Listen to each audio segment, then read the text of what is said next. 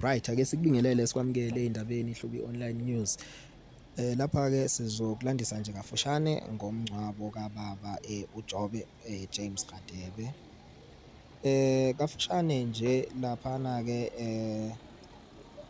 esingcwabeni sikababa uJobe. Uhlelo lomngcwabo belume kanjena-ke, uvulwe ngomthandazo ngomele ilunga lomndeni wakwaRadebe, ubaba uMabhuti Radebe. Obemele umndeni wakwaVilakazi, uFani Vilakazi, owakwaButhelezi, uJohn Buthelezi. Kanti-ke futhi bekhona-ke ney'khulumeli-ke ey'buya khona esifundazweni saseGoli, amaHlubi eqhamuka esifundazweni saseGoli, namaHlubi eqhamuka esifundazweni sase-Cape Town, nawo-ke bekhona.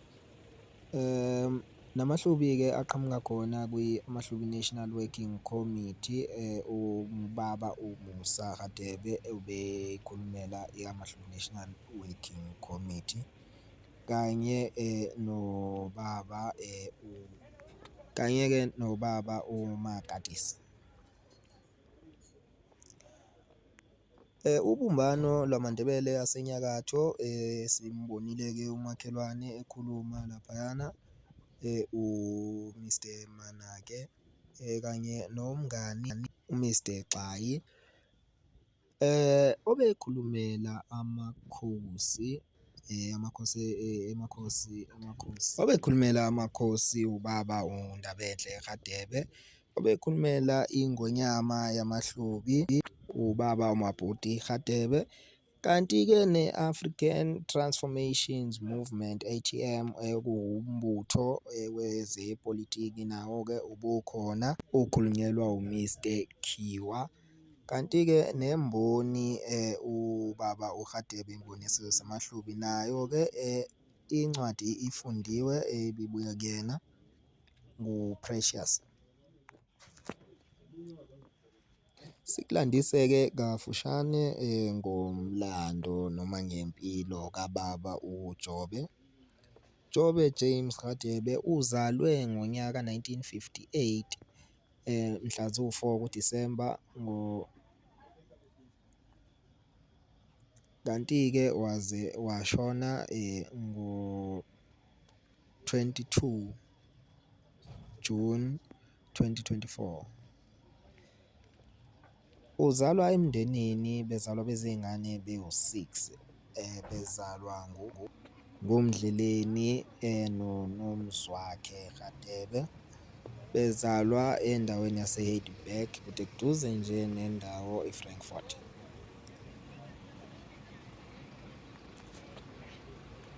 Kanti-ke uke waba uthisha-ke emuva kokuthi-ke sefundile, esephothulile iy'fundo, waba uthisha eMkhangezo Primary School naseLikwa Primary School ngo-1978.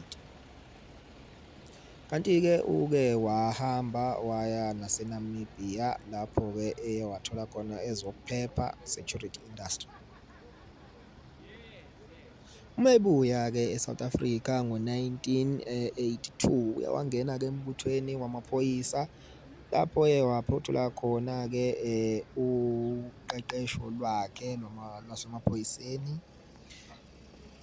Uye-ke waphinde waqokwa kwi-Brington Flying Squad, lapho-ke wasebenza khona isikhathi eside. Kanti-ke uye-ke waqhubeka-ke embuthweni wamaphoyisa njengephoyisa cishe iminyaka engalinganiselwa lapha ku-16 years. Uye-ke ngo-1998 wase-ke eshiya embuthweni wamaphoyisa, wase eqala inkampani funeral service. Konke-ke lokhu bekwenza emphakathini waseSoweto, kanti-ke kumphakathi waseValley ilapho-ke inkampani ye-funeral service iye yabonakala khona.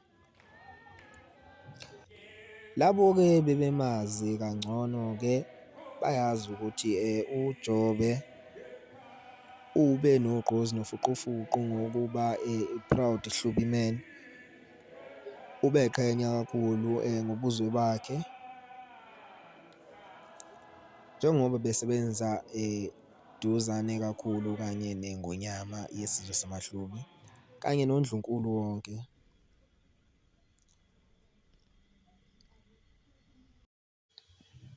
Lala ngoxolo Bhungane Mthimkhulu, Sigoloza simehlwa bovu.